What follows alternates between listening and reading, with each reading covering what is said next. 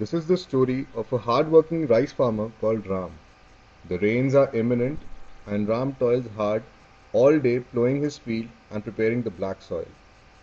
As the dusk sets in, Ram drops his harrow and trudges his way back home in a hope that it will rain that night. And the rain gods do oblige. It rains all night and makes way for a bright sunny morning with the black fields all smooth and welcoming the rice saplings waiting to be planted. But alas, Ram cannot plant even a handful of rice. There is no labor in the village to work this hard for literally peanuts. A beleaguered Ram finally calls up his little kids to work. The future with a chalk and slate is replaced with a fistful of muddy uncertainty. The kids are novice at this, and their work resembles their ages, uneven and wavy, sometimes making bushes out of saplings and sometimes potholes. And so our Ram is left hapless, still with the black fields all smooth and welcoming, but nothing more than just a clutch of his own hair in his hand. So what inspires us? A worried rice farmer? And why is he worried? Because the existing ways of rice transplantation are primitive and full of viciously related problems. The first being the labor itself.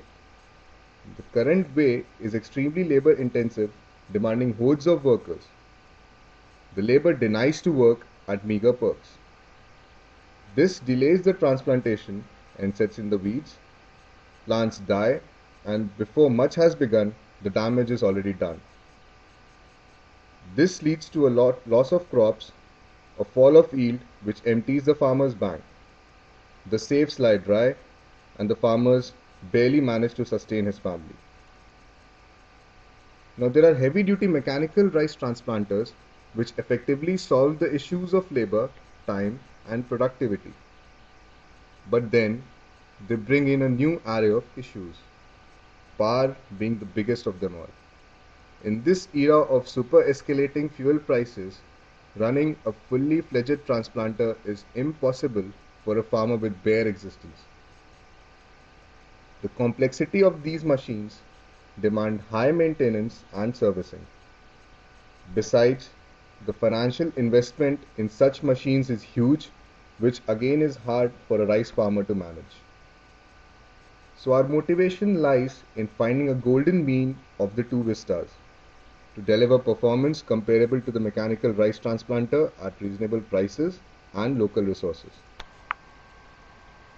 Now let's have a look at the basic needs and requirements of a farmer. What a farmer needs. A farmer expects less power usage. He wants to spend less money. He feels that he should require less labor for his job. The time taken for the entire job must be reduced, and the overall maintenance required for the product must not be very high. Now we move on to the concept sketch of our product.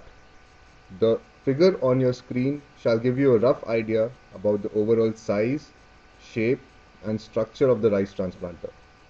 As you can see, there are two people holding the rice transplanter machine. One of them is actually pulling the transplanter from one end, while the other one is there to actuate the planting mechanism and operate the conveyor belt. The working mechanism involved here is very simple and will be briefly discussed with the model simulation. So here you finally get to see a model of our finished product.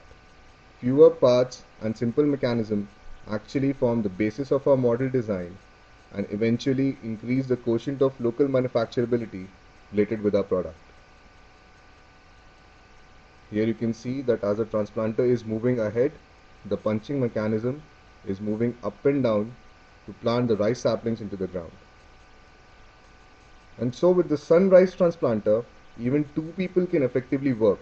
It is easy, cheap and a faster alternative to the manual process. This shall result in greener paddy fields and a happy farmer.